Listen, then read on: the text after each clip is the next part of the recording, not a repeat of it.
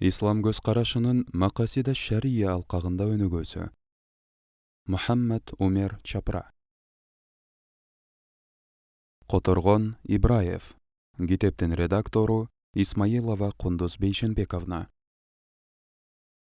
Бұл китеп жалпы окурмандарга, ислам динине кызыккандарга, ислам динин изилдегендерге өтө пайдалуу.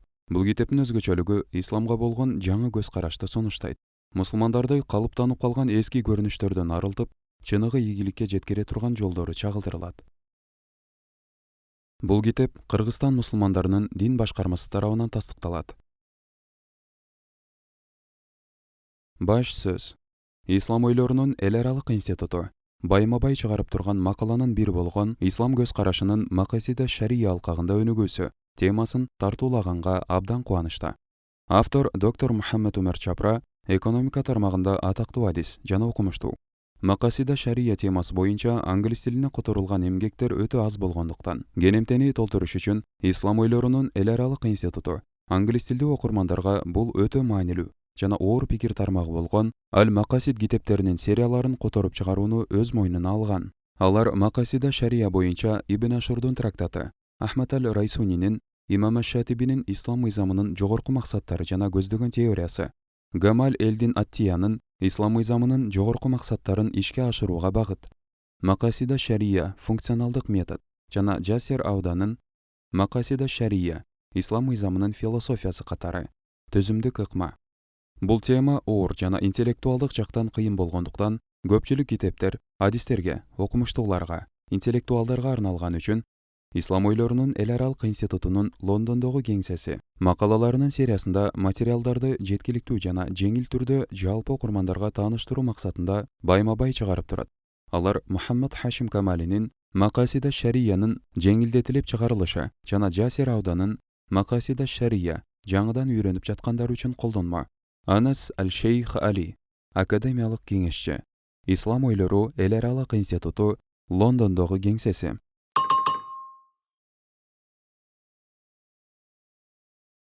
Ислам көз карашынын Макасида Шария алкагында өнүгүүсү. Кириш сөз. Ислам окутууларынын негизги максаты адам баласына жакшылык алып келүү. Пайгамбардын саллаллаху алейхи вассалам дүйнөгө жөнөтүлгөндүгүнүн негизги максаты Куран 21-сүрө 107-аят. Мындай максатты түшүнүүнүн алмаштырылгыс жолдору фалахты колдоо. Башкача айтканда, жер жүзүндө жашаган баардык адамдардын жыргалчылыгы, алардын расасына, өңүнө, жашына, жынысына же улутуна карабастан, фалах жана анын туунду бирдиктери Куранда 40 жолу колдонулган. Фалахтын синоними болгон фауз сөзү туунду бирдиктери менен кошо 29 жолу колдонулган. Бул максат үчүн азанчылар дагы 5 маал азан чакырышат. Ал аркылуу алар ислам көз карашында фалахтын маанилүүлүгүн көргөзүшөт. Бул исламдын эле эмес, баардык коомдордун максаты деп айтылышы мүмкүн. Мындай көз караш албетте туура. Дүйнө жүзүндөгү баардык коомдор өнүгүүнүн негизги максаты адамдын аман эсендигин камсыз кылууда деген бир ойдо экени маалым. Бирок чыныгы жыргалчылык боюнча ар түрдүү ой пикирлерде жана аларды ишке ашыруу менен колдоо стратегияларды колдонууда чоң айырма бар. Эгер диндердин өзгөрүлбөгөн көз караштары коомдордун жашоосунда басымдуулук кылганда, мындай айырма болбойт эле. Бирок кылымдардын өтүшү менен көз караштар өзгөрүлүп, бурмаланган. Андан тышкары 17-18 кылымдардагы агартуу кыймылы дүйнөдөгү дээрлик баардык коомдорго ар кандай деңгээлде светтик жана материалисттик көз карашта өз таасирин калтырган. Ошол себептен өнүгүүнүн негизги ченеми кирешенин жана байлыктын өсүшү болуп калган. Андан кийин киреше менен байлыктын өсүшү жана адамдын материалдык муктаждыктарынын чечилиши менен адамдын чыныгы аман эсендиги кантип ишке ашат жана колдоо табат деген суроо жаралат. Диний окумуштуулар, накыл-насаат ойчулдары жана бир топ учурдун академиктери бакубаттуулук киреше менен байлыктын өсүшүндө деген аныктоону сынга алышкан. Ошондой эле алар бакубаттуулуктун руханий жана материалдык эмес мазмунуна басым жасашкан. Эмпирикалык изилдөөдагы жыргалчылык руханий жана материалдык эмес абалдан алыс болгон материалдык жагдайга байланганы жөнүндө өзүлөрүнүн терс пикирлерин билдиришкен. Анткени экинчи дүйнөлүк согуштан бери кээ бир мамлекеттердин кирешеси бир кыйла өскөн. Бирок элдин көргөзгөн бакубаттуулугу жакшыргандын ордуна начарлаган. Себеби бакубаттуулуктун жогорку киреши менен байланганы анын бардык биологиялык муктаждыктарды толуктоосу менен түшүндүрүлөт. Андан тышкары мындай абал бакубаттуулукту жогорулатууга зарыл болгон башка муктаждыктар пайда болмоюнча өзгөрүүсүз кала берет. Ал кандай муктаждыктар? Алардын көпчүлүгү руханий менен материалдык эмес мүнөздү камтыйт жана кирешенин жогорулашынын жыйынтыгы катары аларды толуктоо зарыл эмес. Жан дүйнө менен байлыкка берилүү башка муктаждыктарды толуктоодон тосуп коет. Экономисттер бул тууралуу талкуулардан алыс болгонду каалашат. Себеби руханий жана материалдык эмес зарылчылыктар баа берүү чечимдерине муктаж жана алардын эсептелүүсү дагы мүмкүн эмес. Ошол эле учурда алар маанилүү жана көз жаздымда калбашы керек. Адамдын бакубаттуулугун ишке ашырыш үчүн руханий же материалдык эмес муктаждыктардын эң маанилүүсү бул акыл эстин тынчтыгы менен бактылуулугу. Бул нерселерди кирешенин жана байлыктын жогорулашына байланыштыруу мүмкүн эмес. Акыл эс жана бактылуулук өз кезегинде бир топ башка муктаждыктардын аткарылуусун талап кылат. Алардын ичинен өтө маанилүүсү адилеттүүлүк менен адамдар арасындагы бир туугандык. Бул нерселер баардык адамдардын тең болуусун жана расасына, өңүнө, жашына, жынысына же улутуна карабастан бири-бирине сый урмат менен мамиле кылуусун талап кылат. Ошондой эле өнүгүүнүн мөмөсү ичара баарына бирдей тең бөлүнүүсү керек. Руханий жана моралдык жактан көтөрүлүү адилеттүүлүктүн ишке ашуусуна эле эмес, башка муктаждыктарды толуктоо үчүн дагы бирдей маанилүү. Дагы башка бирдей мааниге ээ жана жалпы кабыл алынган туруктуу бакубатчылыктын талаптары, өмүрдүн коопсуздугу, мүлк жана намыс, жеке эркиндик, моралдык жана материалдык билим, нике жана балдарды талаптагыдай тарбия берип өстүрүү, үй-бүлө жана коомдук пикирдештик, кылмыштын, кысымдын, аномиянын алдын алуу. Азыркы учурда булардын кээ бирлери жаңы өнүккөн парадигмада кабыл алынган, бирок буларды ишке ашыра турган руханий негизге жетишээрлик басым жасалган эмес. Коомдун узак мөөнөткө өнүгүүсүн камсыз кылуу муктаждыктардын баарын жетишээрлик деңгээлде толуктоо мүмкүн эмес. Ошол эле учурда ислам кирешенин жана байлыктын өнүгүүдөгү көбөйүшүн негизги муктаждыктарды толуктоодо зарыл дегендей эле киреше менен байлыкты бөлүштүрүүдө теңчиликти ишке ашырууга дагы маани берген. Бирок бул адамдын бакубаттуулугу жөнүндө мындай көз караш менен толук ишке ашырылбайт. Руханий жана материалдык эмес муктаждыктарды камсыз кылуу чыныгы бакубаттуулукка кепил бергендей эле узак мөөнөттөгү экономикалык өнүгүүнү колдоого дагы кепилдик берет. Эгер бул муктаждыктардын баары сакталбаса, бакубаттуулукта катачылык болуп, коомдун өзүнүн жана анын деңгээлинин төмөндөшүнө алып келет. Бул муктаждыктардын баарын аткаруу негизги адам укугу болуп саналат жана ислам адабиятында макасида шария терминине кайрылат. Бул жакта макасид деп айтылат. Бул макала макасид же максаттар эмне экенин, алар бири-бири менен кандай байланышканын, алардын маанисин жана алардын баары бирдикте кандай жол менен адамга чыныгы бакубаттуулук алып келерин түшүндүргөнгө аракет кылат.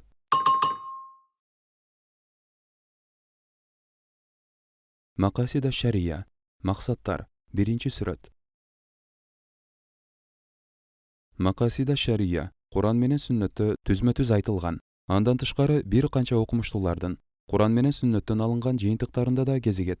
Мунун баары көпчүлүк юристтерге белгилүү болгон баардык адам баласынын кызыкчылыгына жана аларды зыяндан сактоого кызмат кылган шариянын маанисине кайрылат. Хижри жыл санагы боюнча 5-кылымга таандык атактуу жана кадыр барктуу реформачы имам Абу Хамид аль-Газали макасидти 5 негизги категорияга бөлгөн жана мындай деген: шариянын эң негизги максаты адамдарды бакубаттуулук менен камсыз кылуу жана ал нерсе адамдардын ишенимин, алардын нафсын, акыл эсин, тукумулоосун, байлыгын сактоодо жатат. Бул бешөөнүн сакталышына кандай гана себеп болбосун, алар элдин кызыкчылыгына кызмат кылат жана артыкчылык берилет. Эмнелер гана бул бешөөнү зыян алып келбесин, алар элдин кызыкчылыгына каршы жана алдын алынышы керек деп эсептелинет. Үстүнкү цитатада Аль-Газали макасидтин 5 негизинин сакталышына басым жасаган. Алар ыйман, адамдын нафсы, акыл эс, бала чака, байлык. Имам Абу Исхак аш-Шатиби Аль-Газалиден кийин келип азыраак жазса да, Аль-Газалинин бул тизмесин колдогон.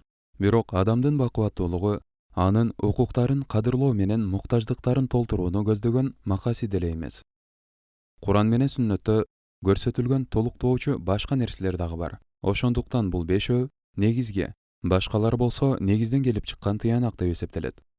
Тыянак макасидти ишке ашыруу зарыл. Болбосо негизги макаситти ишке ашыруу кыйын болуп калат. Жалпы кабыл алынган фих принциби макаситтегидей эле окшош укуктук статусту билдирет. Баарына белгилүү укуктук принцип мындай дейт: бир нерсе милдеттемесиз аткарылбаса, ал дагы милдеттүү. Бул тыянактардын кээ бирлери кыска мөөнөттүн ичинде караганда маанилүүлүгү башкалардан азыраак болушу мүмкүн. Бирок узак мөөнөттө алардын баары маанилүү жана алардын толукталбашы оор социалдык, экономикалык жана саясий көйгөйлөргө алып келет. Андан тышкары тыянактар убакыттын өтүшү менен кеңейип, өзгөргөнүн токтотпойт. Куран менен сүннөттөн келип чыккан окутуулардын көркөмү жана кайраттуулугу тыянактарды кеңейтүүгө жана жакшыртууга шыктандырыш керек.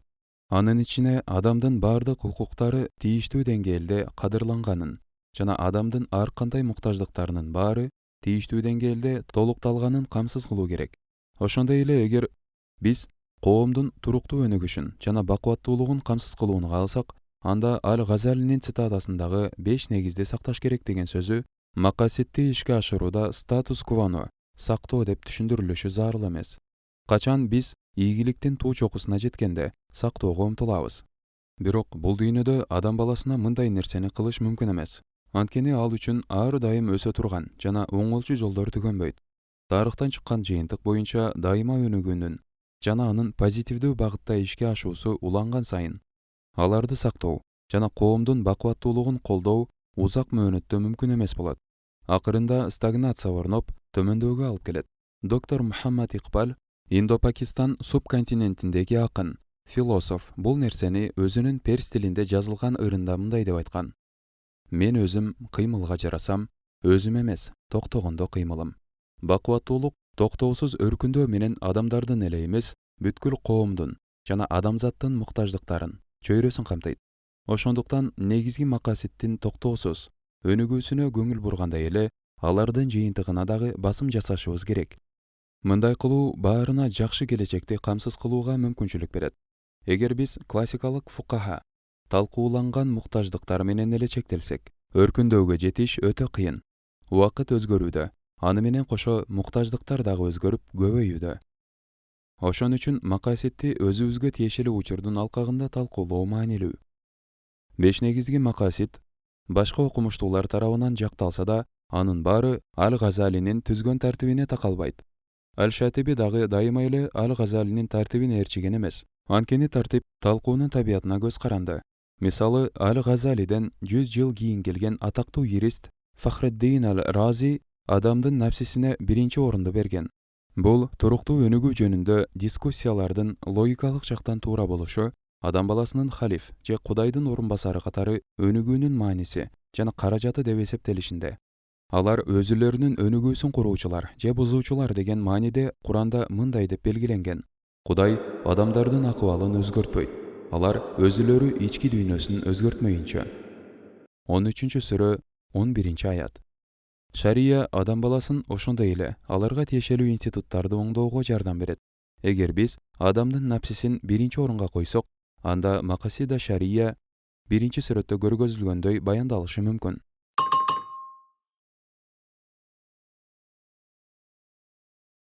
Адамдын эркин бекемдөө.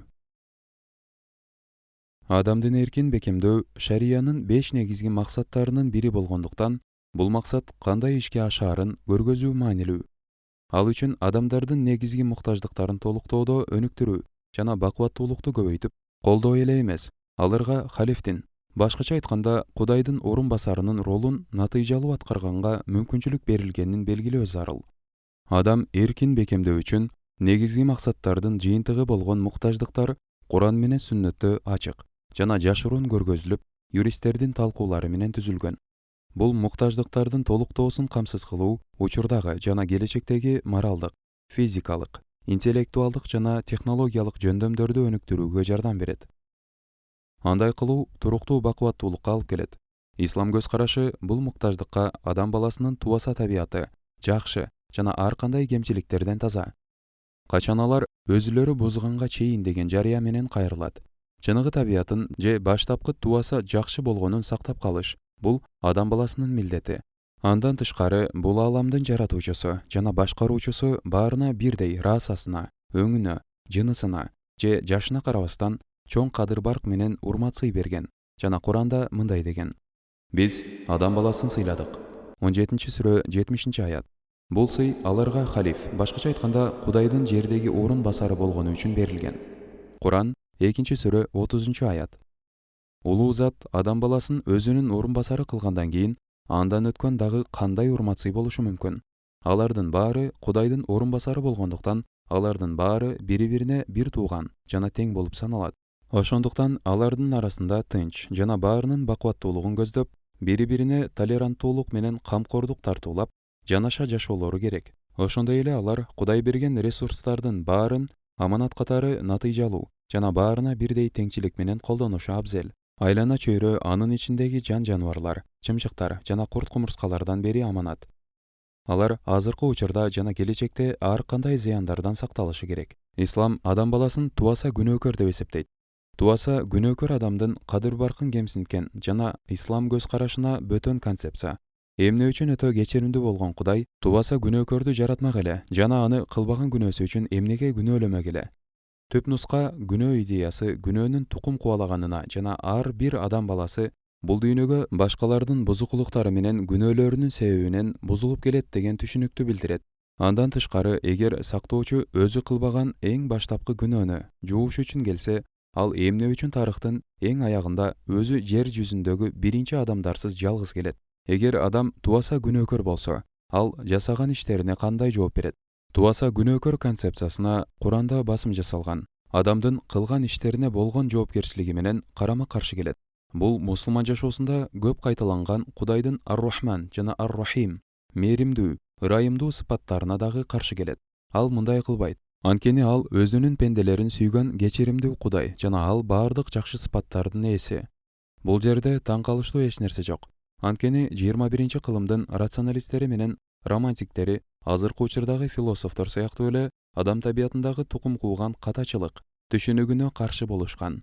Ошондой эле агартуу кыймылы менен таасирленген Европа философторунун детерминизм жана экзистенциализм концепциялары дагы исламга бөтөн болуп саналат. Исламда адам баласынын жашоосу материалдык, психологиялык, инстинктивдүү же айлана чөйрө сыяктуу нерселер менен аныкталбайт. Детерминизм менен адам жоопкерчилиги бири-бирине каршы келет.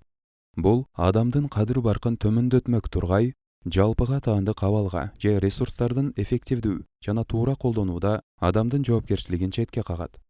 Сартрдын экзистенциализми детерминизмден да аша чапканы ислам үчүн туура келбейт.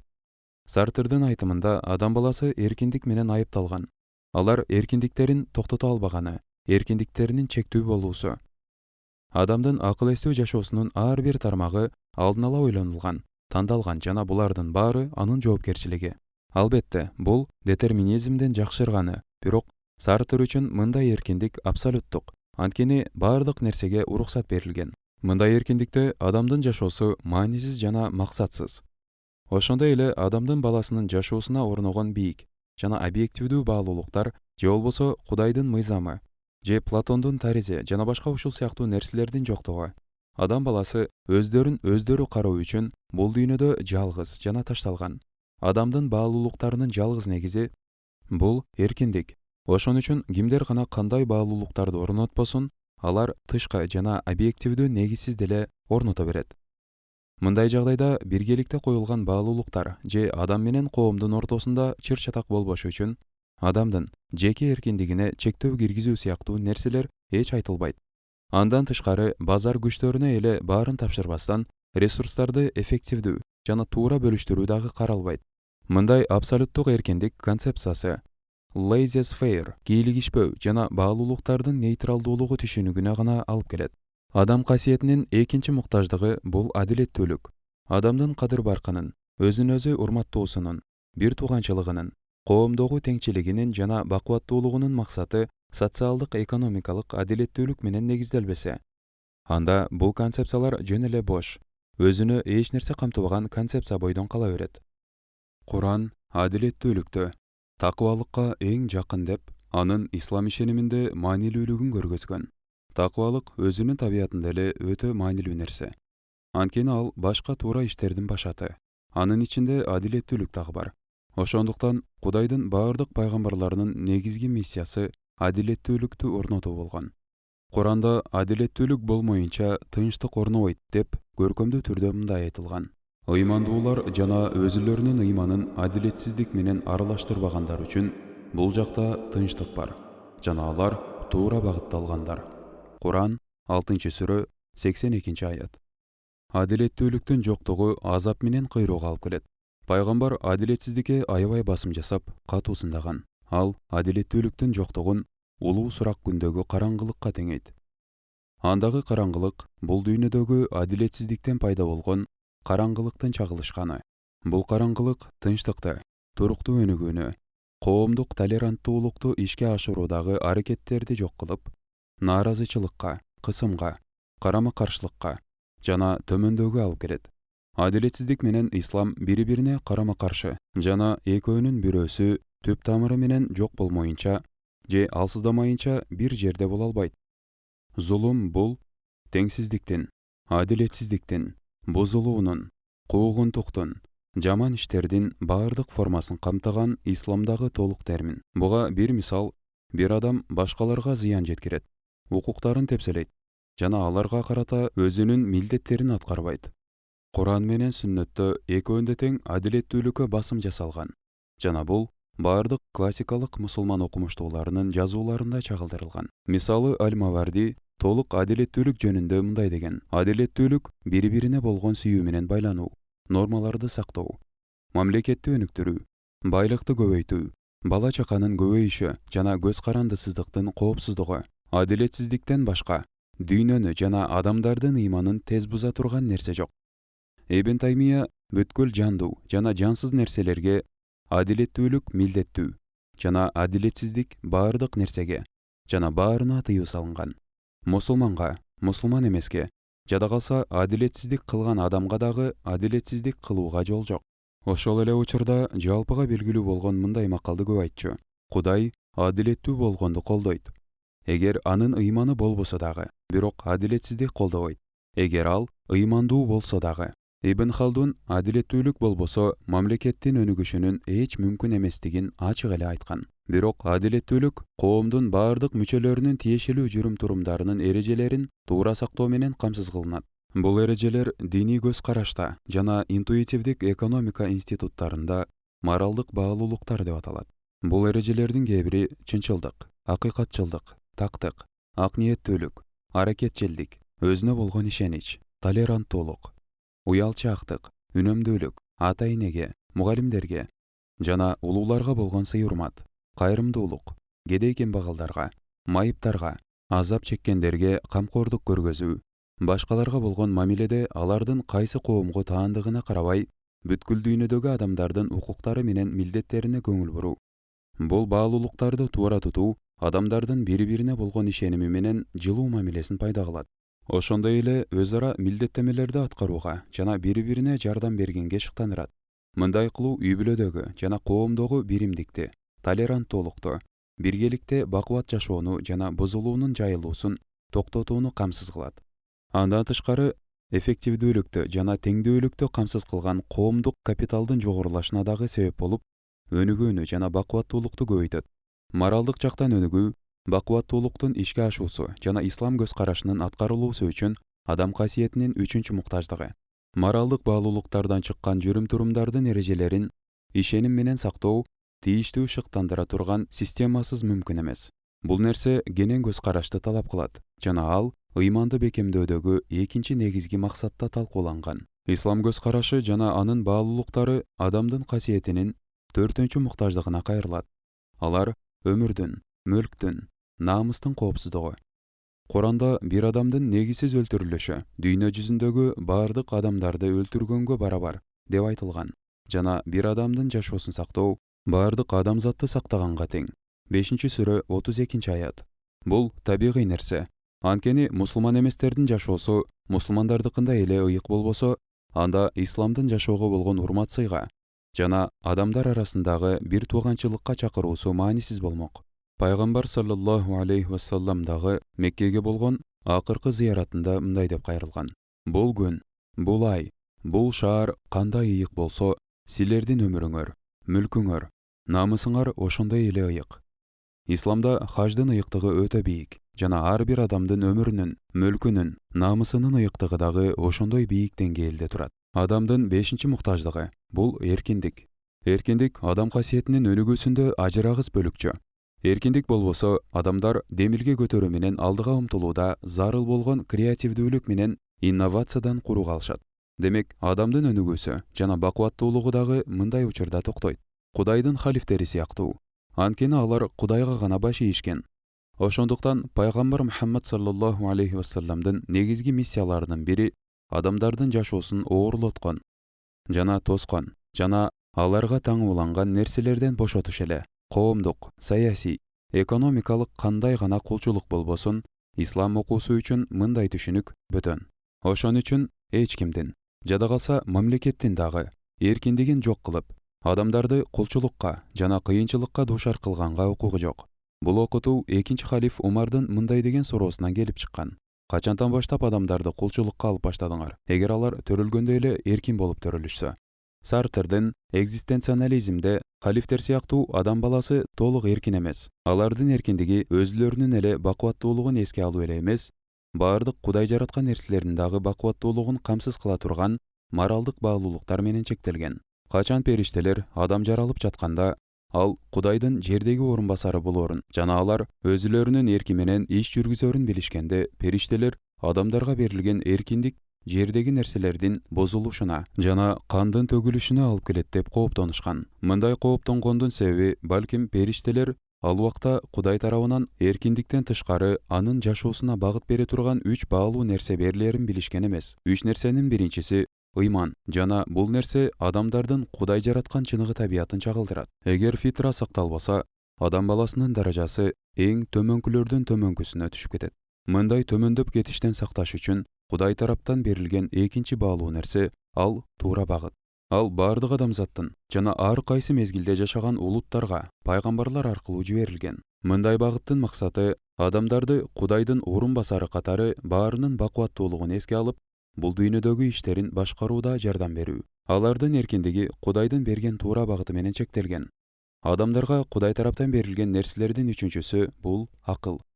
Эгер аны ыйман менен бирге жана туура багыт менен чогуу колдонсо, бул нерселер адамга эркиндикти даанышмандык менен колдонгонго мүмкүнчүлүк берет. Ошондой эле ислам көз карашын ишке ашырып, бузулуунун жайылуусу жана кандын төгүлүүсү сыяктуу исламдагы эң оор кылмыштардан алыс болгонго жардам берет.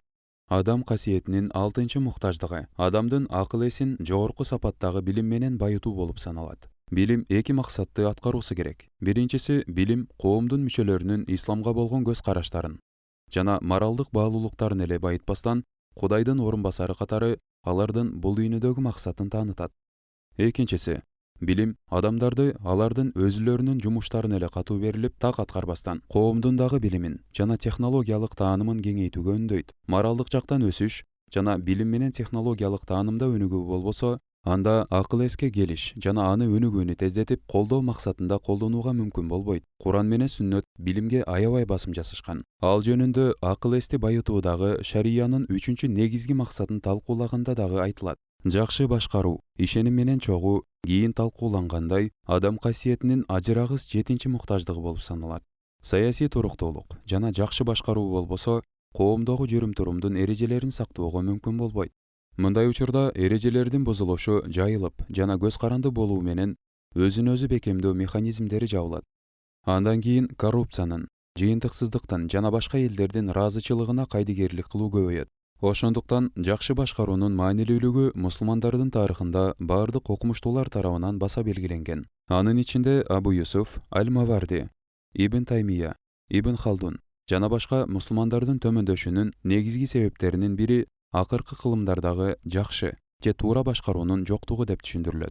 Исламдагы адамдын кадыр-баркына, адилеттүүлүгүнө, бир тууганчылыгына карата эң бийик милдеттемеси 8-чи өтө керек нерсеге алып келет. Ал нерсе кедейчиликти жок кылуу жана адамдын баардык негизги муктаждыктарын толуктоо. Кедейчилик жөндөмсүздүккө, акылсыздыкка жана башкаларга көз каранды болгонго алып келет. Жада калса, бул нерсе пайгамбар саллаллаху алейхи вассалам айткандай, адамды ыймандан чыкканчалык кылып, ыймансыздыкка аябай жакындатып коет.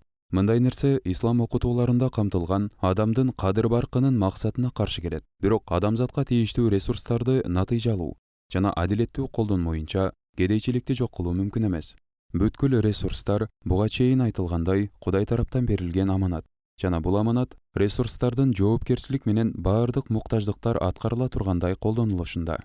Коомдо кедейчиликтин жок болушу жана ар бир адамдын муктаждыктарынын аткарылуусу фихте жана мусулман тарыхындагы ислам адабияттарында маанилүү орунга ээ.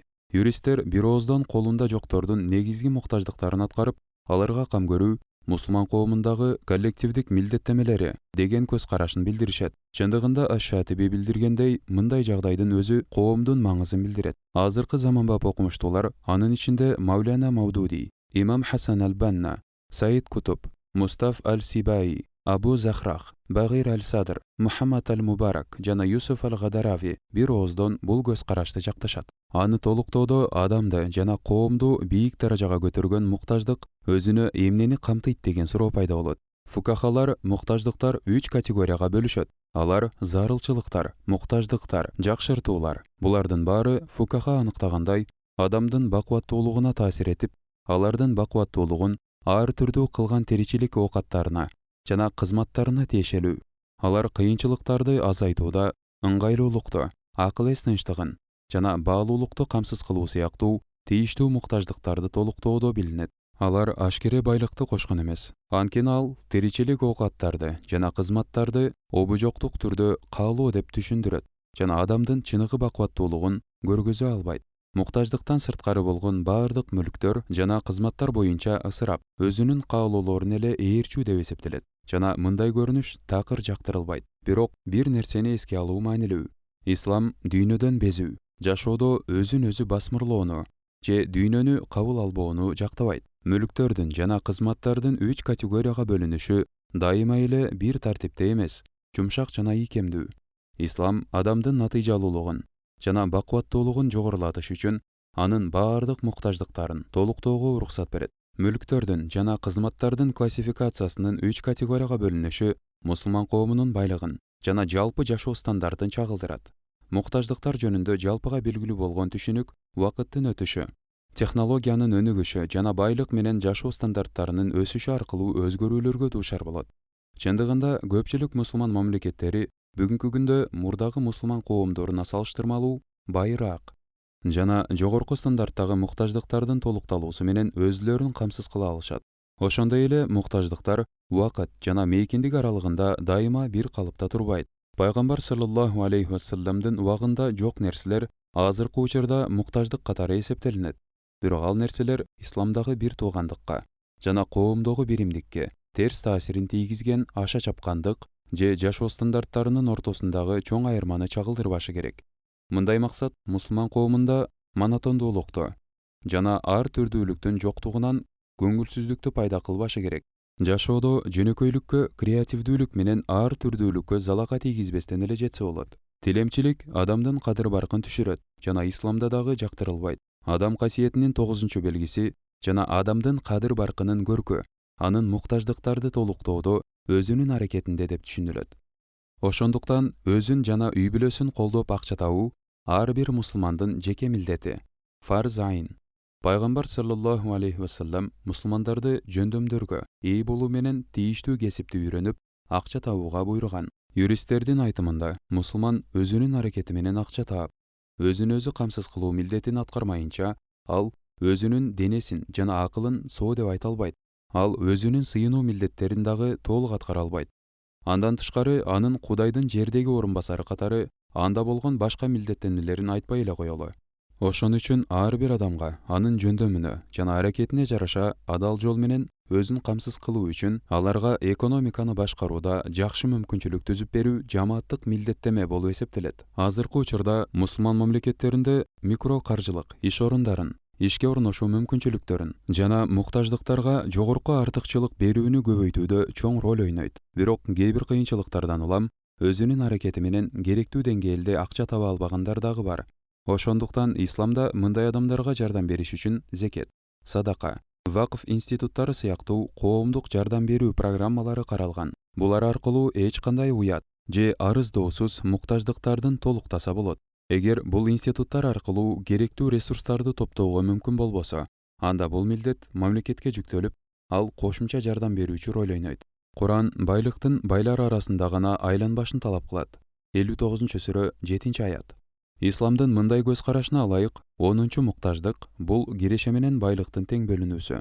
Анткени киреше менен байлыкты бөлүштүрүүдө чоң айырма болсо, анда мындай жагдай кедейчиликке кабылгандардын дагы төмөн түшүшүнө алып келип, болгон дараметин колдонууга мүмкүнчүлүгү болбой калат. Теңсиздикти азайтуу боюнча натыйжалуу программанын жоктугу ислам каалаган бир тууганчылык сезимин бузуп жок кылат. Ислам кедейчиликти жок кылып, ар бир адамдын муктаждыгын адал жол менен толуктоону талап кылбастан, зекет, садака, вакыф сыяктуу коомдук жардам берүү программаларына басым жасайт. Киреше менен байлыкты тең бөлүштүрүү максатын ишке ашыруу үчүн тек гана кайрымдуулуктарга ишенич туура эмес. Кийинки байлык жөнүндө талкууда айтылгандай, өнүгүүнү тездетиш зарыл. Дүйнө жүзүндө пайдалуу деп далилденген жана шариатка ылайык болгон усулдар колдонулушу керек. Эркек болобу же аял болобу экөөнө тең тиешелүү 11-чи табигый муктаждык бул үйлөнүү аркылуу табылган жашоодогу жолдош. Бул нерсенин максаты тек гана кумарды кандыруу эмес, тескерисинче адамдардын жашоосунда бири-бирине кам көргөн, жакшы мамиле кылган жана бири-бирине байланган жакын бир адамдын болушу үчүн. Эгер ошондой болсо, алар бири-бирине тынчтыкты жана эргүүнү табышат. Куран мындай дейт: анын белгилеринин арасында, анын өзүңөрдүн араңардан силерге жубайларды жаратканында, аларга карата жүрөктөрүңөргө сүйүү менен боорукердикти салып, андан гана акыл эсиңердин тынчтыгын табасыңар. Мында акыл калчагандар үчүн белгилер бар. Куран 30-сүрө 21-аят.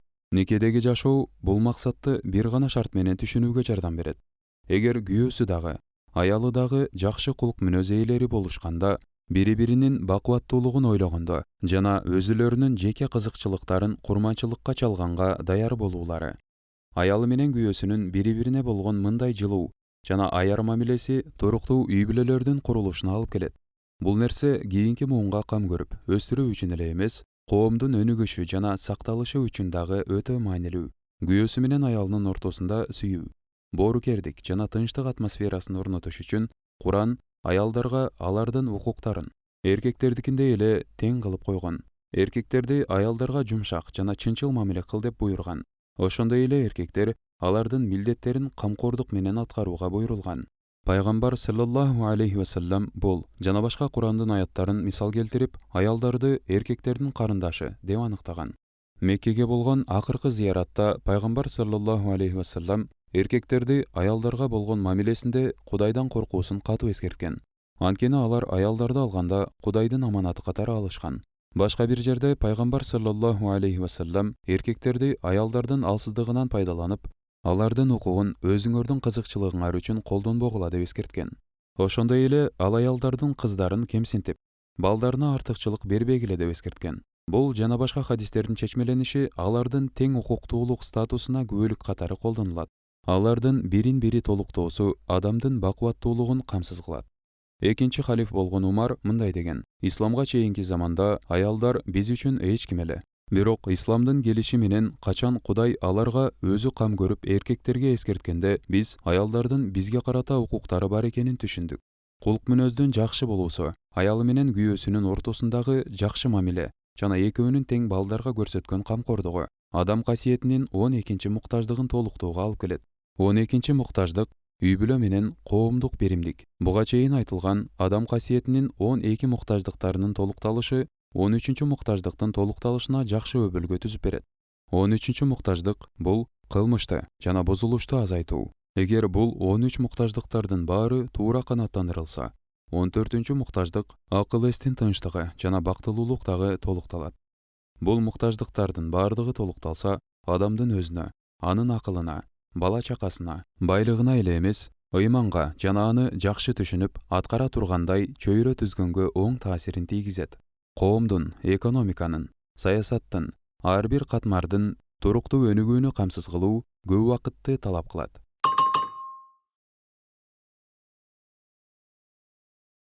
Ыйманды, акылды, бала чаканы жана байлыкты өнүктүрүү.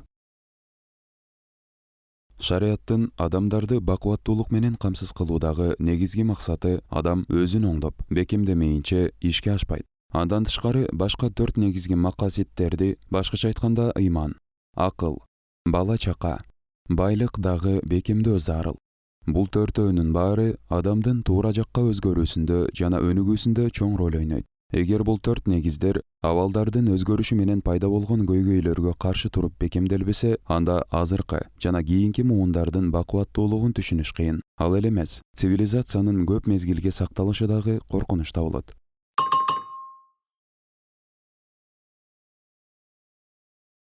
Ыйманды бекемдөө. Окурмандардын эсине келген эң биринчи суроо төмөнкүдөй болушу мүмкүн. Эмне үчүн азыркы күндө светтик, либералдык, материалдык идеологиялардын курчоосунда дин адамдын өзүнөн кийин эле туруш керек? Ыйман макасит белгилегендей маанилүү болууга татыктуубу? Эгер адамзаты өнүгүүнүн аягы жана маңызы болсо, анда алардын реформасы, ошондой эле бакубаттуулугу өтө чоң мааниге ээ болору талашсыз. Бул диний көз караш жана бул көз карашта адамды өзгөртө турган чоң күч бар. Андай кылуу менен адам касиетинин бүткүл руханий жана буга чейин айтылган материалдык муктаждыктары толукталат. Бул нерсе маңыз менен максаттын жашоого келиши, адамдардын аракетине жараша туура багыт менен камсыздоо жана адамдарды алардын жүрүм-турумдары аркылуу жакшыраак адамдарга айландыруу менен ишке ашат. Ал жүрүм-турумдардын ичине жашоо стили, табиттер, артыкчылыктар, өзүлөрүнө, жаратканга, алардагы ресурстарга, айлана чөйрөгө болгон мамиле кирет. Ошондуктан Куранда ким өзүн тазаласа, Кудайын эстесе жана сыйынса, ошол ийгиликке жетишкендерден деп ачык айтылган. 87-сүрө 14-15 аяттар, 91-сүрө 9-10 аяттар. Ошон үчүн бүт мусулман окумуштуулары адамзатына реформа керектигине жана ал реформада ишенимдин ролуна басым жасашкан. Тоинби жана Дюранттар моралдык өнүгүү жана коомдук биримдикке жетүү дин камсыз кылган моралдык чектөөлөрсүз мүмкүн эмес деген бүтүмгө келишкен. Мындай жыйынтыкты алар өзүлөрүнүн тарыхты кенен изилдөөлөрүнөн кийин чыгарышкан. Тоинби мындай дейт: дин коомдук милдеттемелердин маанисин талкалабайт. Тескерисинче кайра тирилтет. Адамдын бир тууганчылыгы, Кудайдын атачылыгын талап кылат. Бул карама-каршы чечимди камтыган чындык мындай: эгер адам үй бүлөсү ыйык атанын эсеп кысабынан чыгып кете турган болсо, анда адамзатты биримдикте сактаган нерсе жоголот. Вилл жана Ариал Дюранттар өзүлөрүнүн тарыхтан алынган сабактар деп аталган баалуу китебинде биздин убакытка чейин тарыхта бир дагы коом моралдуу жашоону диндин жардамысыз ийгиликтүү орноткон эмес деген тыянак чыгарышкан. Моралдык жактан бийиктөө жана коомдук биримдик эмне үчүн диндин жардамысыз мүмкүн эмес деген суроо туулат. Мунун себеби моралдык жактан өнүгүүдөгү эки негизде катылган. Биринчиси жүрүм-турумдун баалуулуктары менен эрежелеринин болушу жана аларды чек күмөнсүз буйрук катары кабыл алуу.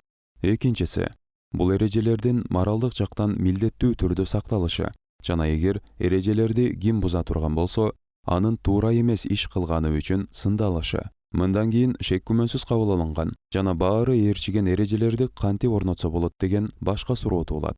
Ошондой эле мындай эрежелерге заманбап светтик философтор жана саясий илимпоздор белгилегендей коомдук макулдашуу аркылуу жетсе болобу? Эгер баардыгы коомдук, экономикалык жана интеллектуалдык жактан тең болушса, балким бул суроого ооба деп жооп берүүгө болот.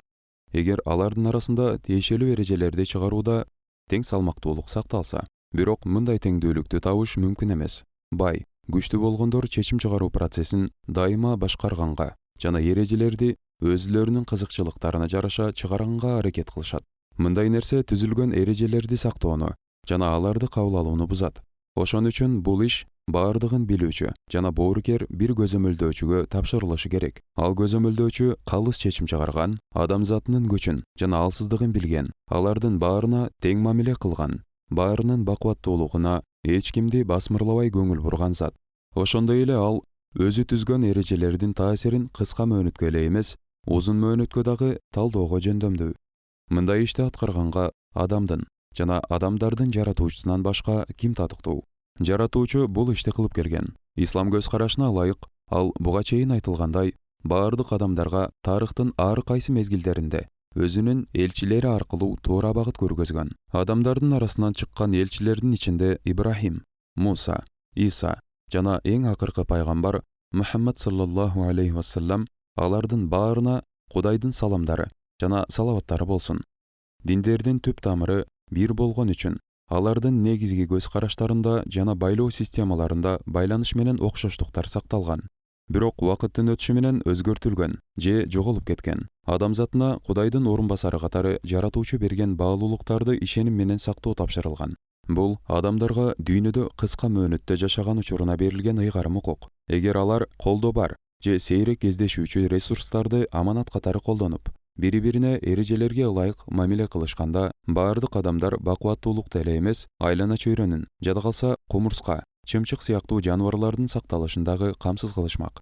Чадвиктин байкаганына караганда, коомдук адеп-ахлак макулдашкан стандарттарга жараша болот. Ал макулдашуу анык болгондуктан аны талкуулап деле кереги жок. Бир мисалдан башка учурда, качан адамдардын кичинекей тобун мисалга алганда, негизги адеп-ахлак адам расасынын тарыхында эч качан динден бөлүнгөн эмес. Бернард Уильямс коомдук адеп-ахлак философтордун ойлоп тапканы эмес деп өзүнүн байкоосунда туура айткан. Бирок бизде ушундай көп нерсени камтыган жана шек күмөнсүз кабыл алына турган баалуулуктар бар кезде, алардын ар бир адам тарабынан сакталышын кантип камсыз кылабы деген суроо пайда болот. Бул баалуулуктар менен жашоо кандайдыр бир деңгээлде өз кызыкчылыгын башка адамдардын кызыкчылыгы үчүн курманчылыкка чалууну талап кылат.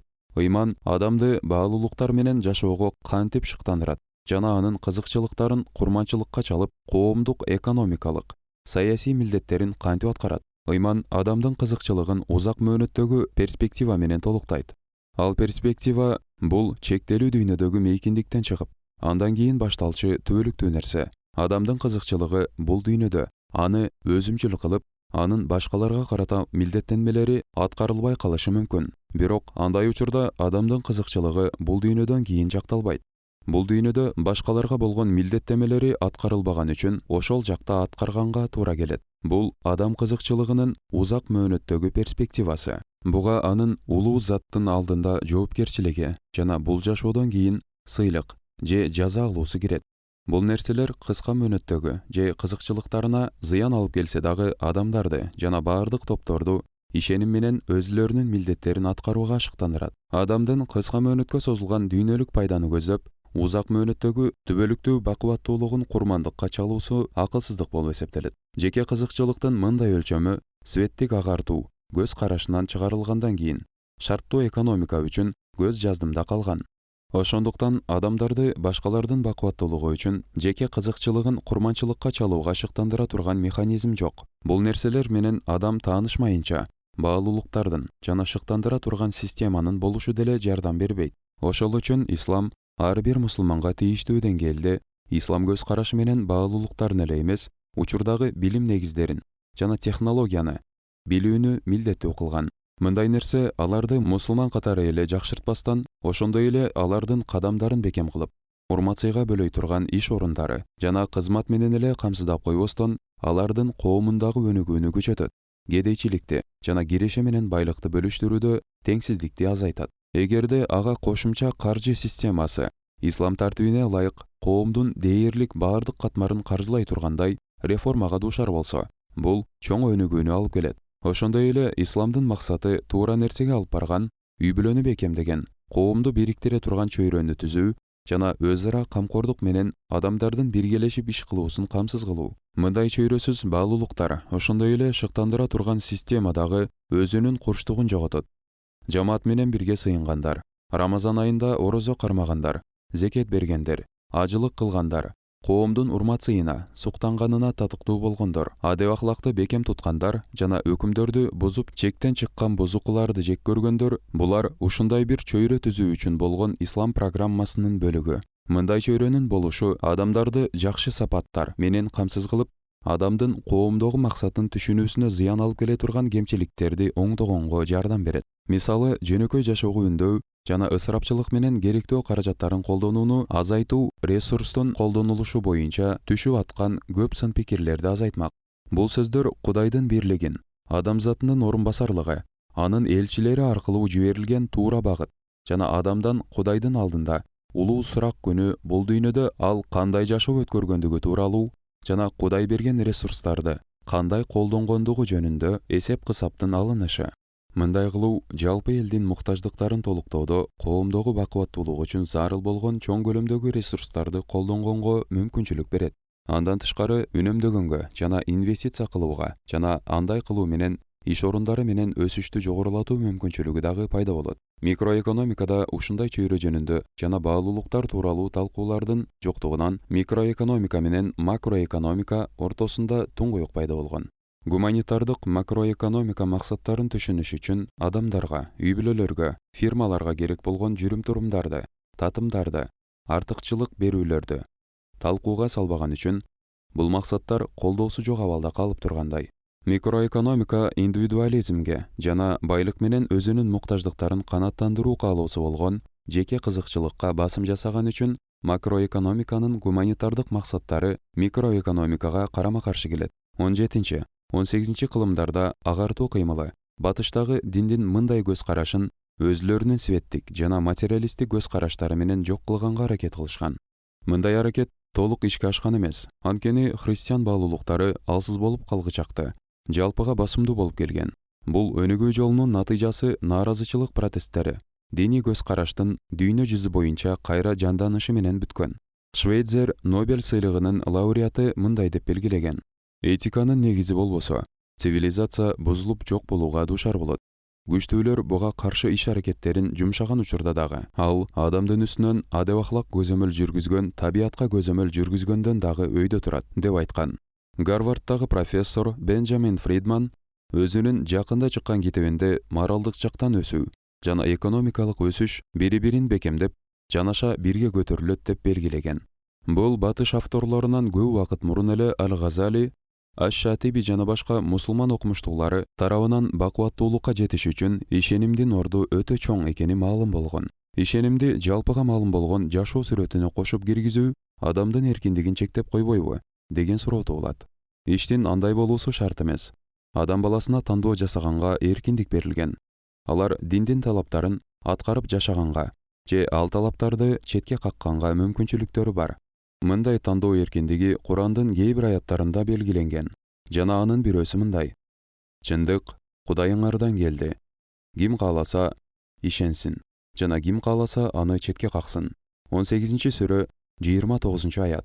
Бирок алар ишенимди кабыл албаган күндө дагы толук эркиндикке ээ боло алышпайт. Ар бир коомдо эркиндикти чектеген жүрүм-турумдардын эрежелери бар. Мисалы, жолдогу жол чырактын кызыл жарыгы дагы адамдын эркиндигин чектейт. Бирок эч ким мындай чектөөгө каршы эмес.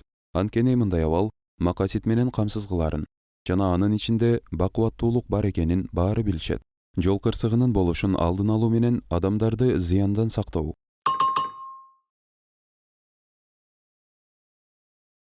Мамлекеттин ролу.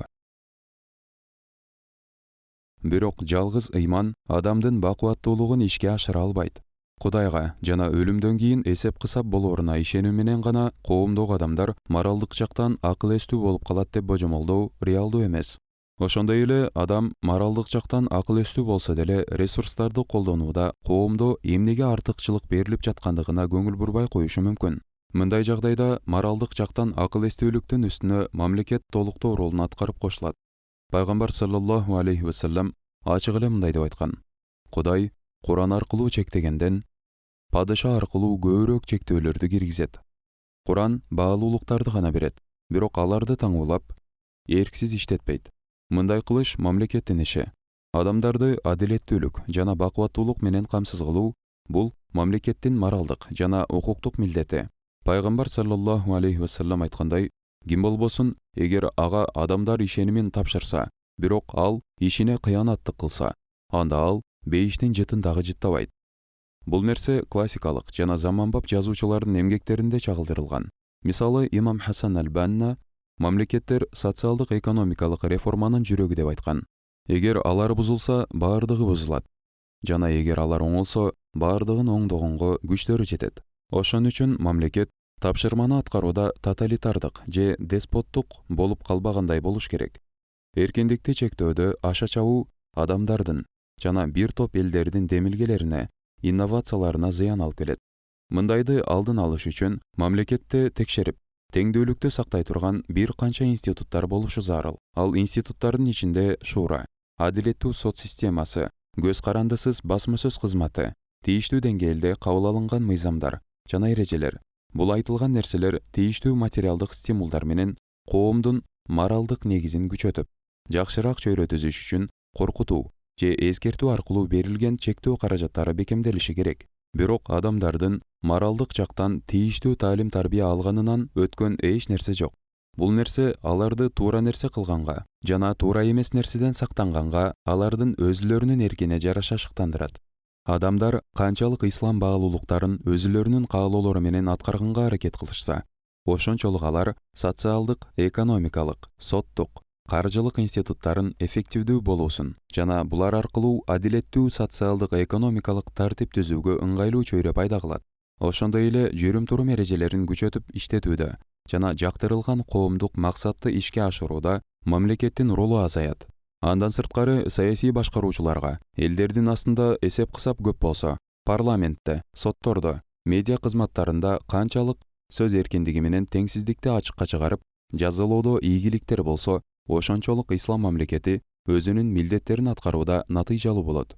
Эгер андай ыкмалар чын эле натыйжалуу болсо, коомдун кызыкчылыгын сакташ үчүн кабыл алынган ыкмалар мусулман мамлекеттеринде дагы кабыл алынышы керек. Акыл эсти байытуу. Адамзатты айырмалаган эң негизги мүнөздөмө бул акыл эс. Ал адамдын өзүнүн жана анын коомунун билими менен технологиялык негизин жакшыртуу үчүн, ошондой эле өнүгүү менен бакубаттуулукту камсыз кылыш үчүн акыл эс дайыма үзгүлтүксүз байытылып турушу керек. Аль-Газали акыл эс билимдин булагы, башаты жана негизи деп белгилеген. Дарактан мөмө жана күндөн нур чыккандай эле билим акыл эстен чыгат. Эгер мындай болсо, эмне үчүн бул дүйнөдө жана акыретте ийгиликтин булагы болгон акыл эс баркталбашы керек? Исламдагы өнүгүү көз карашын ишке ашырууда берилген ыймандын ролуна жасалган басым акыл эстин төмөндөшүн билдирбейт. Анткени ачылыш менен себеп адамдын жүрөгү менен акылы сыяктуу. Ал экөө тең адамдын жашоосунда олуттуу роль ойнойт. Эгер адамдын бакубаттуулугун ишке ашыруу көздөлсө, экөөнүн эч бири алынбашы керек. Акыл эс үчүн туура багыт көргөзгөн бул ыйман. Ыйман көргөзгөн багыт болбосо, анда адамдар акыл эске алданып, пайдасыз колдонулат. Мындай нерсе массалык чок кылуу куралдарынын пайда болушуна алып келет. Бирок акыл эс адамдарга кызмат кылууда ыйман көргөзгөн багытка муктаж болгондой эле, ыймандагы кыймылдын көптүгүн сакташ үчүн акыл эстин кызматына муктаж. Ошондой эле социалдык, экономикалык жана интеллектуалдык чөйрөгө өзүнүн мамилесин көрсөтүүгө, ресурстардын жетишпестигине карабай, өнүгүүнү тездеткен технологияларды өнүктүрүүдө жана макаситти ишке ашырууда акыл эстин орду өтө чоң. Ошондуктан буга чейин айтылгандай, себеп менен ачылыш экөө тең маанилүү жана бири-бирине көз каранды. Алардын шайкеш колдонулушу билим менен технологиянын өнүгүшүнө алып келет. Мындай жагдай адамды жок болуп кетүү менен эмес, тескерисинче чыныгы бакубаттуулук менен камсыз кылат. Бул экөөнө көңүл бурбастык акыры төмөндөөгө алып келет. Куран себеп менен ачыктоону колдонууну чечкиндүү түрдө белгилейт. Бул нерселерге кылынган басым тарыхтагы дээрлик бардык мусулман окумуштууларынын жазууларында чагылдырылган. Мисалы Ибн Таймия мындай дейт: мусулмандардын ишеними, сыйынганы, баалуулуктары Курандан, сүннөттөн жана үммөттүн жалпы түшүнүгүнөн келип чыгышы себеп менен карама-каршы болбошу керек. Анткени кандай гана нерсе себепке карама-каршы турса, ал нерсе четке кагылат. Андан кийин ал Куран менен сүннөт тексттери сөздөрдөн турганын, адамдар тарабынан бааланбай жатканын айткан. Ошондой эле бул сөздөрдүн туура эмес түшүнүлүп, же туура эмес чечмелениши мүмкүн. Демек, көйгөй Куран менен сүннөттө эмес, аларды чечмелегендерде. Мустафа Аль-Зарга 20-кылымдын атактуу жана кадыр барктуу диний окумуштуусу жана Файсал лауреаты мындай деп билдирген: ислам ишениминде жана окутууларында акыл эске карама-каршы келген эч нерсе жок экени уламалар арасында ачык белгиленген. Бул ыйман менен акыл эстин бири-бирине көз каранды экенин жана бири-бирин бекемдөө максатында колдонулуп, макаситти ишке ашыруу үчүн жардам берерин көргөзөт. Иштихатты ишке ашыруу Куран менен сүннөттүн бардык интерпретацияларына, ошондой эле макаситтин актуализациясына, башкача айтканда учурга ылайыкташтыруусуна, фихтин ага каршы өкүмдөрүнүн таасирине рационалдуу баа берүү, булардын баарын аткарыш акыл эссиз мүмкүн эмес. Кандай гана интерпретация же өкүм болбосун, эгер ал макаситке шайкеш келбесе, анда ал адамдын бакубаттуулугуна зыян бере турган жыйынтыктарга алып келиши толук мүмкүн. Мындай нерсе жакшылап кайра каралып чыгып, андан соң оңдолушу керек, же болбосо четке кагылышы керек. Бул жөнүндө шариянын бир топ атактуу окумуштуулары жазышкан. Имам ал-Харамайн, Абул Маали ал-Жувайни, ким гана шариянын кыл жана кылба дегенинде макаситтин ролун түшүнбөсө, анда анын өзүнүн аткарып атканында түшүнүгү жок деп айтышкан. Ошондой эле шейх Мухаммад ал-Тахир ибн Ашур мындай деген: Усул аль-фих шариянын максаттары катары колдонулгандын ордуна мыйзам чыгаруучунун сөздөрүнө байланган өкүмдөр менен гана чектелип калган. Бул жагдайдын туура эмес натыйжасы. Мындай көпчүлүк диний илимдер жана усул аль-фих алгачкы убактарда пайда тапкан чыныгы негизин жоготуп койгон. Бул негизди кайра жандандыруу, диний билимди кайра калыбына келтирүүдө аябай маанилүү. Тексттерди чечмелөөдө кайрылуунун өзүнө эле карабастан, макаситке басым жасоо ислам окутууларынын кооздугун калыбына келтирүүгө жардам берет. Ошондой эле ой пикирдеги ар түрдүүлүктү, басымдуулук кылган карама каршылыкты, аша чапкандыкты, сабырсыздыкты жана обужок сырткы көрүнүшкө басым жасоону азайтууда дагы чоң роль ойнойт. Бирок акыл эс менен ачылыштын бири-бирин толуктаган жана шайкеш болушу үчүн мусулман өлкөлөрүндө заманбап илимдер менен диний илимдери бириккен окутуу системасы болушу керек. Бул окутуу системасы тексттерди макаситке жараша исламдын өнүгүшүн калыбына келтирип, жана учурдагы көйгөйлөргө туруштук бере алгыдай кылыш үчүн студенттерге тексттерди рационалдуу ойлонуп, талдап, чечмелегенге мүмкүнчүлүк берет. Адамзатынын реформаларга жана социалдык экономикалык өнүгүшүнө басым жасаган көз карашына билим берүүнүн маанилүүлүгүн баса белгилөө бул табигый көрүнүш. Таң калыштуу эч нерсе жок. Анткени Куран пайгамбарга саллаллаху алейхи вассалам эң биринчи түшкөндө мындай буйрук менен түшкөн: Оку, жаратуучуңдун аты менен. Ал калем менен адамга анын билбегенин үйрөткөн. Куран 96-сүрө 1-5 аяттар. Жада калса, пайгамбар саллаллаху алейхи вассалам ар бир мусулман эркекке жана аялга билим издөөнү милдеттүү кылып, билимдүүнүн жөн гана сыйынуучуга караганда артыкчылыгын жылдыздардын арасында толгон айга салыштыруу менен ислам көз карашында билим алуунун ордун жогору койгон. Диний жана илимий билим бириккенде гана адамдар тийиштүү негиз менен камсыз болот. Ал негиз адамдардын коомдогу баалуулуктарын билишине, тиричилик кылууда моралдуу жана мыйзамдуу жолдорго багыт алып, жөндөмдөрүн жогорулатуусуна, илим менен технологиянын өнүгүшүнө жана макаситти ишке ашырууда толук салым кошууларына мүмкүнчүлүк түзүп берет. Куран менен сүннөттө билимге жасалган басымды сактап, фих боюнча адабияттагы билимге басым жасаганды уланткан. Абу Захра 20-кылымдын чыгаан юристтеринин бири мындай кылыш зарыл деп айткан: Адамды коомго зыяндын булагы эмес, жакшылыктын булагы болгондой кылып үйрөтүш керек. Бирок эгер мусулман коомунун моралдык, материалдык жана технологиялык өнүгүүсүн тездетүү максаты көздөлсө, анда билим менен изилдөө жогорку сапатта болушу керек. Мындай максат жакшы бир үмүт боюнча калып калышы мүмкүн эмес. Эгер тийиштүү изилдөө менен китепкана шарттары түзүлбөсө, ой пикир менен сөз эркиндиги болбосо, креативдүү жакшы бүтүрүлгөн иш үчүн сыйлык берилбесе, жана адамдардын коомго кошкон салымы аркылуу иштер баалангандын ордуна ишке дайындоолор менен демилгелер, тааныштар аркылуу кошоматтыктын негизинде чечилсе, каржы ресурстарынын жоктугу жогорку сапаттагы билим менен камсыздоодо тоскоолдук жаратат.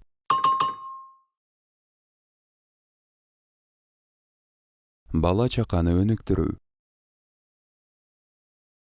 Эгерде келечек муун руханий, кыймыл-аракет жана акыл эс жактан мурунку муундан төмөн болсо, бир дагы цивилизация сакталып калбайт. Ошондуктан алар дуушар болгон көйгөйлөрүн ийгиликтүү чече албай калышат. Мындай жагдайды алдын алыш үчүн келечек муундун сапаттарын токтоосуз жакшыртуу аракетинде болуш керек. Бул нерсе бир нече фактор менен ишке ашат. Алардын бирөөсү балдар ала тургандай тарбия. Аларды жакшы мусулман кылгандын ордуна исламды тутунгандарга талап кылгандай, алардын мүнөзүн болгон асыл сыпаттары менен калыптандырганга аракет кылыш керек. Алар бала чагынан эле чынчыл, ак ниеттүү, акыл эстүү, сабырдуу, пунктуалдуу, аракетчил, сарамжалдуу, кичипейил болууну үйрөнүшү абзел. Ошондой эле алар ата-энелерге жана мугалимдерге сый урмат көргөзгөндө, башкаларга карата баардык милдеттерин аткарууну, өзгөчө кол алдындагыларга, кедейлерге жана мүмкүнчүлүгү чектелген адамдарга болгон милдеттемелерди жана башкалар менен жакшы мамиледе болууну үйрөнүшү керек. Баланын адеп аклагын өстүрүүдөгү биринчи мектеп бул үй-бүлө. Эгер бул мектеп ислам, өзүнүн жактоочуларынан күткөндөй балдардын мүнөзүнө жакшы сапаттарды киргизе албаса, анда кийин төмөндөөнү токтотуу кыйын болуп калат. Бирок ата-энелердин мүнөзү ислам окутууларынын кооздугун чагылдырбаганы үчүн үй бүлө өзү бул чоң жоопкерчиликти канааттандырарлык деңгээлде аткара албай калышы мүмкүн. Мындай учурда алар балдарына үлгү боло албай калышат. Ошондой эле балдарынын жакшы жана натыйжалуу адамдардан болуулары үчүн талап кылынган сапаттуу камкордук менен тарбияны бере албай калышат. Андан тышкары Куранда айтылгандай, үй бүлөдө сүйүү, бири-бирине байлануу жана тынч чөйрө болушу керек. Мындай чөйрө ата-эненин бири-бирине болгон милдеттерин жоопкерчилик жана ынтымак менен толук аткаруусу аркылуу келет. Балдар үчүн ата-эненин урушканынан өткөн жаман нерсе жок. Уруш талаштар акыры ажырашууга алып келет. Бул жагдай балдардын моралдык, акыл эстик жана психологиялык өнүгүүсүнө зыяндуу таасирин тийгизет. Ошентсе да ислам ажырашууга уруксат берген. Бирок пайгамбар мындай деген: Кудайдын уруксат берген баардык нерселеринен ал эң эле жаман көргөнү бул ажырашуу. Мындай деп дагы айткан: Үйлөн, бирок ажырашпа. Анткени ажырашуу Кудайдын ыйык аршынын титирешине себеп болот. Ошон үчүн балдардын бакубаттуулугу үчүн уруш талаш менен ажырашуудан колдон келишинче сак болгонго аракет кылыш керек. Эгер үй бүлөнү сактап калуу такыр эле мүмкүн болбосо, анда баардык күч аракетти балдарга тие турган терс таасирди алдын алууга жумшаш керек. Үй бүлөнүн биримдиги жана балдарды тийиштүү моралдык деңгээлде өстүрүүдөн тышкары, бала чаканын өнүгүшү үчүн зарыл болгон экинчи фактор бар.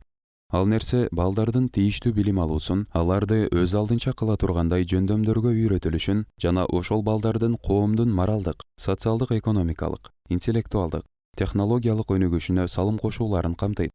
Ошол себептен жогорку сапаттагы мектептердин, колледждердин жана университеттердин болушу абзел. Бул тармакта мусулмандар көп кылымдан бери мактоого татыктуу болуп, акыркы кылымдарда ийгиликсиз болуп келишет.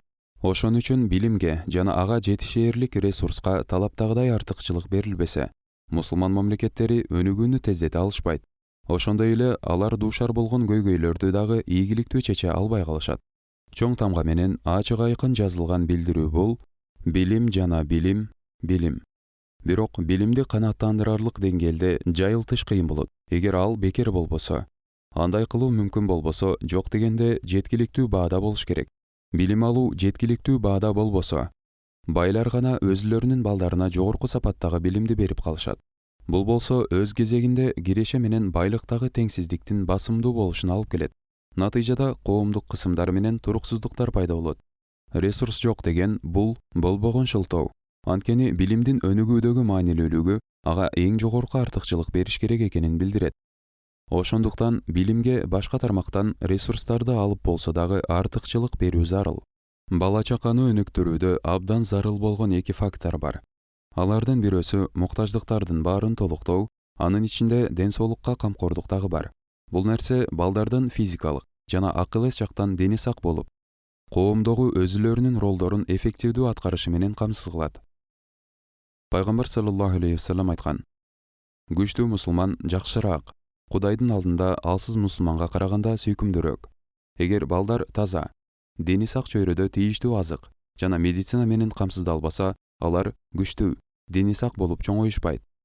Бала чаканын өнүгүшүнө зарыл болгон башка факторлор дагы бар. Алар коркунучтан, конфликттен, корголбогондуктан жана азыркы муундун керектөө үчүн алган карыздарынан эркин болушу керек. Коркунуч, конфликт, корголбогондукту сабырдуу жана тынч, чогуу жашоо саясаты менен азайтуу мүмкүн. Ошондой эле адамдардын жакшыраак түшүнүүсү жана жаман нерселерди четтетүү үчүн ресурстарды туура бөлүштүрүү зарыл.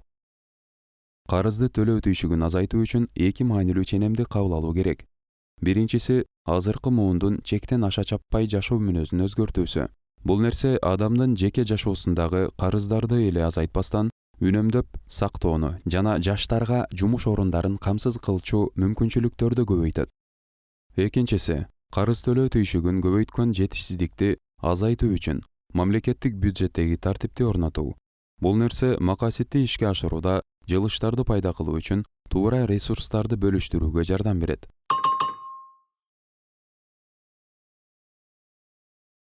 Байлыкты өнүктүрүү жана көбөйтүү. Аль-Газалиде жана Аш-Шатибиде дагы байлык акырында айтылган. Бирок бул жагдай байлыктын өтө деле маанилүү эмес экенин түшүндүрбөйт. Бул башка 4 негизги макаситтерде эле маанилүү нерсе. Анткени байлыкты кошпогондо башка 4 бакубаттуулукту камсыз кылыш үчүн түрткү жок болуп калат. Турмуш жыргалчылыгынан баш тартып жашоо Куран менен сүннөттө жактырылбайт. Куранда айтылат: жана алар ойлоп тапкан кечилдикти биз аларга буйруган эмеспиз. 57-сүрө 27-аят. Бул айтылган нерсе пайгамбардын саллаллаху алейхи вассалам мындай деп айтуусуна себеп болгон: Кудайдан корккон үчүн байлыктын зыяны жок. Башкача айтканда, зыяндуу нерселерден сактанат. Ошондой эле мындай деп айткан: ким өзүнүн мүлкүн коргоп жатып өлсө, ал шейит. Балким ошон үчүн атактуу юрист жана Курандын баяндамачысы болгон Факр аль-Дин аль-Рази 5 макаситти түзгөн тартибинде байлыкты адамдын өзүнөн кийин эле койгон. Байлык Кудайдын берген аманаты болуп эсептелет.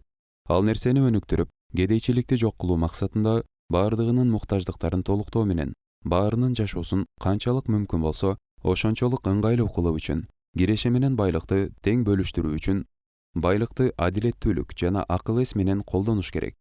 Ага ээ болуу жана аны колдонуу тек гана макаситти ишке ашыруу максатында болуш керек. Дал ушул жерде ыйман өзүнүн баалуулуктары жана шыктандыруучу системасы менен өзүнүн олуттуу ролун ойнойт. Ыйман камсыз кылган баалуулуктарсыз байлык өзү гана максат болуп калат. Мындай учурда байлык принципсиздикти жана теңсиздикке басымды, аша чапкандык менен туруксуздукту алып келет. Бул нерселер азыркы жана кийинки муундардын көпчүлүгүнүн бакубаттуулугун азайтат. Ошол себептен пайгамбар саллаллаху алейхи вассалам мындай деген: динардын, дирхамдын жана макамдын кулу болгондор бактысыз. Ошондуктан ыйман менен байлык экөө тең адамдын бакубаттуулугу үчүн өтө зарыл нерселер. Бул экөөнүн эч бири көз жаздымда калбашы керек. Адамдарды Кудайдын алдында, ошондой эле өзүлөрүнө, жолдошторуна, айлана чөйрөгө болгон милдеттемелерин аткарганга ресурстар менен камсыз кылган бул байлык. Ыйман болсо акча табууда жана байлыкты коротууда тартип менен маанини алып келгенге жардам берет. Мындан улам байлыкты иштетүүдө негизги максатты натыйжалуу аткарууга мүмкүнчүлүк пайда болот. Байлыкты өнүктүрүү, киреше менен байлыктагы теңсиздикти азайтуу сыяктуу исламдагы маанилүү максатты ишке ашырыш үчүн милдеттүү. Ошон үчүн зекет, садака, вакыф сыяктуу негизги бөлүштүрүп берүү ыкмаларына эле ишенип отуруш туура эмес. Булар дагы абдан зарыл болгондуктан экономикалык өнүгүү аркылуу улуттун байлыгын көбөйтүү маанилүү. Куран белгилегендей, байларга өтө бийик салыктарды салып, аларды түйшөлтүү, алардын каршылык көрсөтүүсүнө алып келет. Кроссленд социалдык тажрыйбанын негизинде мындай деп айткан: кандай гана которуу же берүү болбосун, жалпы калктын жарымынын алган кирешесинин салыштырмалуу эле эмес, абсолюттук түрдө азаюусуна алып келет. Бул нерсени алар бузушат. Эгер бөлүштүрүү ыкмаларына терең ишеним артылса, мусулман мамлекеттеринин тажрыйбасында жада калса моралдык трансформация болсо дагы белгилүү деле айырма болбошу керек.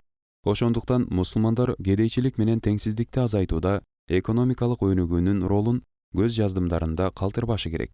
Бул нерсе билимге басым жасалган маданияттагы өзгөрүүлөр, технологиялык жетишкендик, аракет жана акыл эс менен кылынган иштер, тактык, натыйжалуулук, изилдөө, тартип, топто иштөө, үнөмдүүлүк аркылуу жана учурда мусулман коомунда алсыз болуп, алардын мектептери менен медреселеринде, мечиттеги баяндарда дагы көңүл бурулбай жаткан ислам басым жасаган жеке жана коомдук өзгөчөлүктөр менен адам ресурстарын бекемдөөгө түртөт. Андан тышкары адамдын ресурстарын жогорулатуу үчүн монетардык, фискалдык жана коммерциялык саясаттын өнүгүү багытын камсыз кыла турган ислам окутууларына жараша жүргүзүү зарыл. Башка мамлекеттин өнүгүүдөгү жетишкен жогорку көрсөткүчтөрүн, эгер ал ыкма шарият менен карама-каршы болбосо, колдонууда эч кандай шек күмөн болбошу керек. Өнүктүрүү процессине адилеттүүлүктү орнотуу үчүн кичи ишканалардагы иш орундарын кеңейтип, колунда жокторду иш менен камсыз кылуу мүмкүнчүлүктөрүн түзүп берүү зарыл. Мындай нерсеге жетүү кесиптик окутуусуз жана микро каржысыз, ошондой эле айыл жерлери менен шаар четтерине керектүү инфраструктура жана соода шарттарын түзбөй туруп жетүү мүмкүн эмес. Тажрыйба көргөзгөндөй, пайызга негизделген микро каржылоо колунда жок адамдардын жашоосун канааттандырарлык деңгээлде жакшырткан жок. Анткени пайыздын натыйжалуу деп эсептелген көрсөткүчү 30-45% жогору турат. Мындай жагдай алуучулардын жашоосуна түйшүк алып келет жана аларды бүтпөгөн карыз айлампасына салып коет. Жеке капитал байлыкты алып келүүдө маанилүү негиздердин бири. Бирок колунда жоктордун жада калса аларда керектүү жөндөмдөр болсо дагы жеке капиталы болбогондуктан кедейчиликтен чыгышы кыйынга турат. Ошон үчүн колунда жокторду эч кандай кызыкчылык көздөлбөгөн микро каржылоо менен камсыз кылыш керек. Мындай көрүнүш микро каржылоонун зекет жана аукаф институттары менен бириккенге өбүлгө болот. Мүмкүнчүлүгү барлар үчүн пайда менен чыгымды бөлүштүрүү жана соода менен лизингке негизделген ислам каржылоосун жайылтыш керек.